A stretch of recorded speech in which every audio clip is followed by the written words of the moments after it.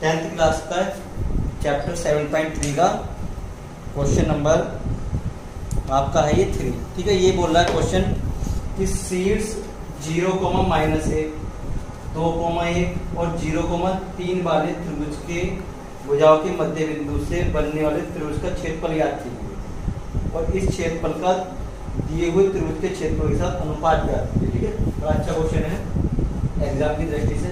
तो इस तरीके से है ना, ये आपको एक त्रिभुज जैसा है, त्रिभुज ए बी सी। ठीक है, ए के निर्देशांक है आपको 0, -1, ठीक। बी के निर्देशांक है आपको 2, 1, सी के निर्देशांक है आपके 0, 3। ठीक है, अब इसने बोला इस त्रिभुज की मध्य भुजाओं के, यानी कि इसकी मध्य ये पी मान लेंगे हम। ठीक है, इसका बी सी क्यू मान लिया है, ये हमने मान लिया आर। ठीक है, ये पी क्यू आई ट्रायंगल बन गया। ठीक है, इसके मध्य भुजाओं के मध्य बिंदुओं से बने त्रिभुज का क्षेत्रफल हमें ज्ञात करना। तो देखो हमने बताया, आपको पता होना चाहिए मध्य बिंदु इधर कोई 2 पॉइंट दे रखे हैं, ऐसे 2 बिंदु आपको दे रखे हैं, ऐसे x1 y1 तथा x2, y2 के मध्य बिंदु के निर्देशांक, मध्य बिंदु के निर्देशांक। ठीक है, इसके लिए जो फार्मूला यूज होता है आपका वो ये होता है x1 + x2/2 और y1 + y2/2। ठीक है, तो ऐसे में अगर p के निर्देशांक निकालूंगा, p के निर्देशांक, तो p के निर्देशांक क्या होंगे हमारे पास भाई 0 + 2/2 और -1 + 1/2। ठीक है, यानी कि 2/2 और 0/2, 2 से 2, यह है आपके पास 1,0। टी के निर्देशांक क्या होंगे 1,0 आपके। ऐसे ही क्यू के निर्देशांक, ठीक, क्यू के निर्देशांक कैसे बी और सी के मध्य बिंदु के। ठीक है, तो क्या आएंगे 2 + 0 x1 x2/2, फिर y1 y2 1 + 3/2, तो यह है 2/2 और 3 + 1 4/2, 2 2 या 4, तो कितना है 1,2। इसके आगे आपके 1,2। अब ऐसे ही पी क्यू आर, आर के निर्देशांक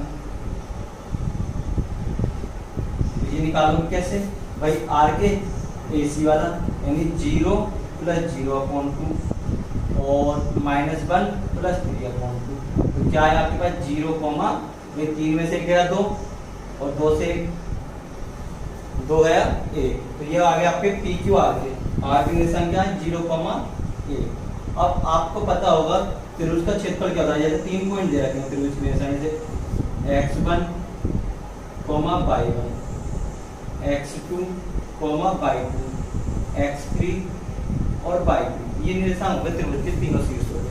तो इसका क्षेत्रफल क्या होता है आपके पास, ये होता है 1/2 x1 y2 - y3 plus x2 y3 - y1 plus x3 y1 - y2। ठीक है, ये हो गया आपका।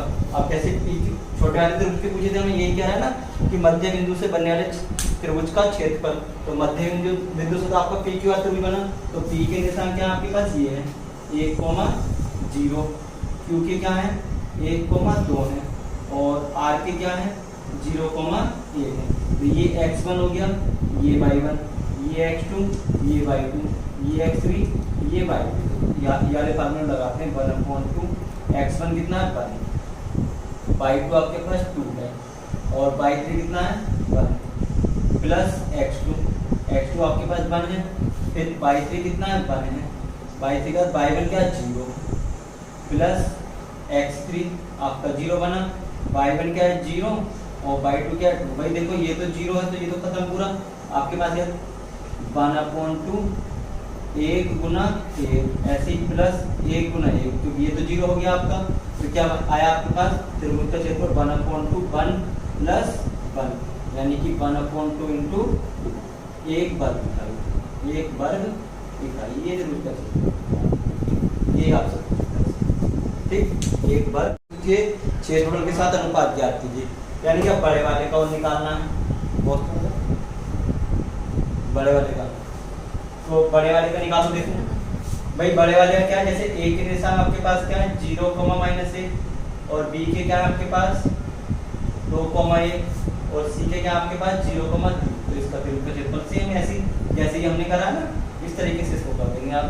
यही फार्मूला यही लगना। तो देखो 1/2 x1 कितना, यही x1 y1, x2 y2, x3 y3। तो ये 0 y2 माइनस y3, y2 क्या है भाई 1 माइनस, ये तो 0 हो ही जाना है।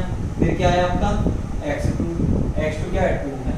फिर y3 माइनस y1, 3 माइनस का साइन है, ये -3 + 1 ये बना, और प्लस x3 आपका 0 है भाई, ये बाकी सब 0 हो जाएगा, -1 तो क्या है डेल्टा, ये त्रिभुज का क्षेत्रफल भाई ये 0 हो गया आपके पास। ये कितना 2 × 4 और ये 0 हो गया आपका। तो इसका क्षेत्रफल क्या है 1/2 × 2 4 8, ठीक है, यानी 1/2 × 8 2 4 8। त्रिभुज का क्षेत्रफल इसका कितना है 4। त्रिभुज एबीसी का कितना है 4 और त्रिभुज पीक्यूआर का कितना है 1 बराबर। दोनों का अनुपात पूछा है आपसे, एक त्रिभुज पीक्यूआर रेशो त्रिभुज एबीसी, तो कितना हुआ 1/4। ये फाइनल आंसर है, इन दोनों क्षेत्रफलों का अनुपात।